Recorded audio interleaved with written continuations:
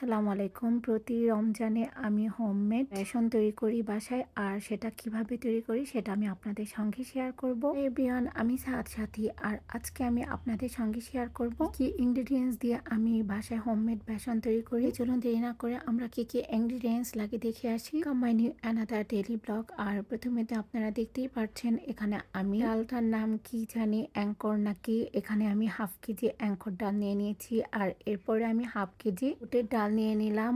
আর এরপরে আমি খেসারি ডাল নিয়ে নিয়েছি হাফ কেজি। আপনি চাইলে বুটের ডাল দিয়েও শুধু আপনি বেসন তৈরি করতে পারেন। তো আপনি যদি বেসন বানানোর জন্য আরো অন্যান্য ডাল মিক্স করেন তাহলে আপনি বেসনটা অনেক ভালো লাগবে খেতে। আমি হাফ কেজি মসুরি ডাল দিয়ে দিয়েছি। আর এখন আমি সবকিছু একসঙ্গে 2 হাত দিয়ে মিক্স করে নিচ্ছি। প্রথম যেই বলটা নিয়েছিলাম আমার ওই বলটা একদমই ছোট হয়ে গিয়েছিল। আর এখন আমি একটু বড় পরিমাণের একটা বল নিয়ে নিয়েছি। আর এখন আমি দিয়ে দিচ্ছি যেটা চালের খুদ দিয়ে দিচ্ছি।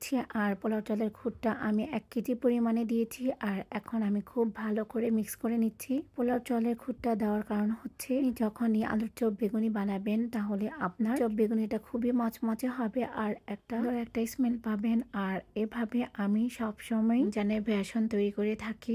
আর এভাবে বেসন আপনারা তৈরি করে দেখতে পারেন, আপনারা খেয়ে ভীষণ মজা পাবেন তারি বানালে। তো যাই হোক, এখন আমি ব্লেন্ডারের ঝাড়ে কিছু যে একসঙ্গে মিক্স করে রেখেছিলাম, তো এটা আমি ব্লেন্ডারের ঝাড়ে নিয়ে নিলাম। আর এখন মুখটা লাগিয়ে নিচ্ছি। কি আমি এখন 5 মিনিট সবগুলো মিশ্রণ একটু ব্লেন্ডার করে নেব। আর এই তো আমার ব্লেন্ডার করা হয়ে গিয়েছে। আর এখন আমি মুখটা খুলে নিয়েছি। গেলে একটু আপনাদের সঙ্গে শেয়ার করছি কতটা মিহি হয়েছে। চাইলে এভাবে বাসায় হোমমেড বেসন তৈরি করতে পারেন। আর ট্রাস্ট মি, যদি বেসন তৈরি করে বাসায় আলুর চপ বেগুনি পেঁয়াজি বানান তাহলে মুখে লেগে থাকার মতো। এই ভিডিওটা যদি আপনাদের সবার কাছে ভালো লেগে থাকে please like comment and share করবেন। ভালো থাকবেন সবাই। আল্লাহ হাফিজ।